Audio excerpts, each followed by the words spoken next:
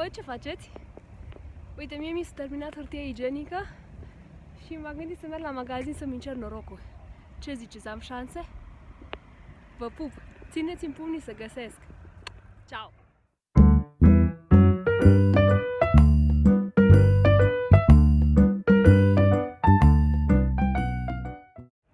Salut!